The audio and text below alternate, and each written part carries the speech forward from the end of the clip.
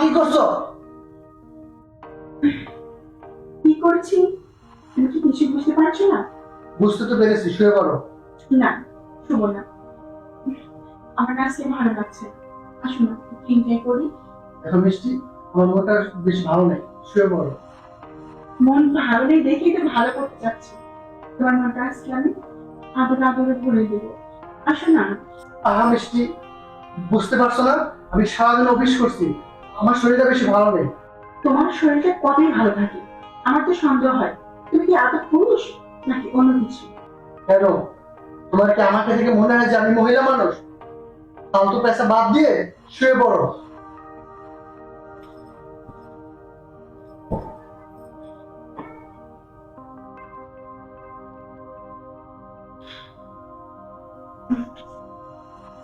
মিষ্টি,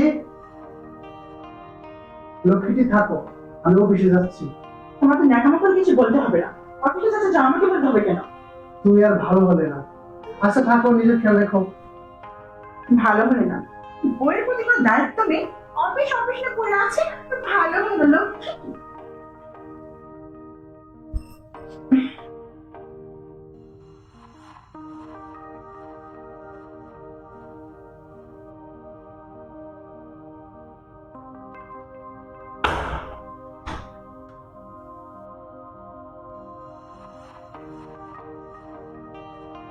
তুমি তুমি কে? ম্যাডাম, আমি ডেলিভারি বয়। আপনাদের একটা পার্সেল অর্ডার ছিল আর কি। তুমি একা এসেছো না সঙ্গে আর কেউ আছে? হ্যাঁ ম্যাডাম, আমি একাই এসেছি, আমার সঙ্গে আর কেউ আসেনি।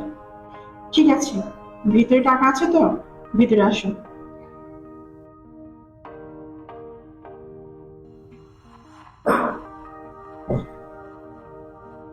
আহা, দাঁড়িয়ে আছো কেন?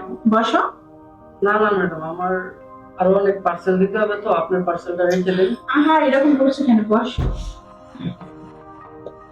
আশা তো নিবই।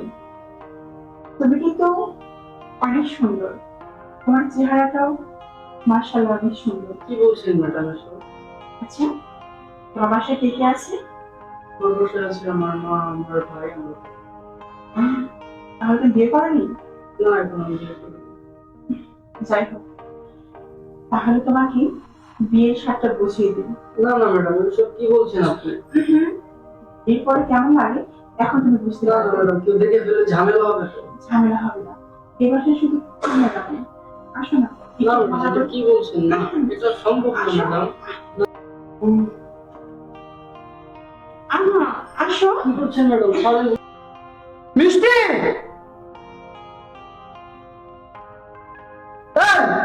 তুই কে? তুই আমার বউয়ের সঙ্গে এই রুমে কি করছিস? স্যার, এখানে আমার কোনো দোষ নেই, আমি হচ্ছে ডেলিভারি ম্যান। আর আপনার বউয়ের প্রোডাক্ট আমি দিতে আসছিলাম, আর আপনার বউ আমার সঙ্গে। মিষ্টি, ওগো, তুমি ঠিক সময় এসেছো, নইলে ডেলিভারি বয় আমার সর্বনাশ করে ফেলতো। যে দেখেছে আমি রুমের ভিতরে একা, ও হঠাৎ করে রুমের ভিতরে ঢুকে পড়েছে। ঢুকে আমার সঙ্গে জড়াজড়ি করতে ধরেছিল। সেই সময় তুমি এসেছো, তুমি আমাকে অনেক বাঁচিয়েছো। কি রে, তোর সাহস হলো কি করে? তুই আমার বাড়িতে ঢুকে, আমার বউয়ের রুমের ভিতরে ঢুকে আমার বউয়ের স্টোর উপরে হামলা চালিয়েছিস? প্লিজ স্যার, এখানে আমার কোনো দোষ নেই স্যার, এখানে আপনার বউই আমাকে রুমের ভিতরে নিয়ে এসেছে স্যার। এই, একদম মিথ্যা কথা বলবি না। তুই সরাসরি রুমের ভিতরে ঢুকেছিস, যে দেখেছিস আমি এখানে একা, আর আমার সঙ্গে সেই ডিসপিউট করতে ধরেছে। ওগো, তুমি ওর কথা বিশ্বাস করো না, ও সম্পূর্ণ মিথ্যা কথা বলছে।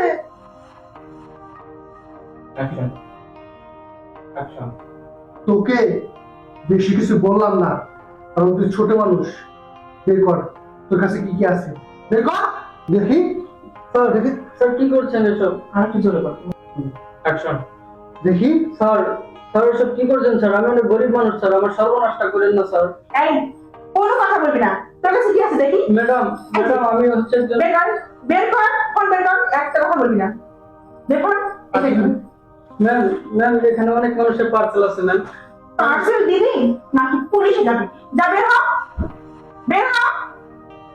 ওগো, তুমি সময় মতো না আসলে আমার সর্বনাশ হয়ে যেত।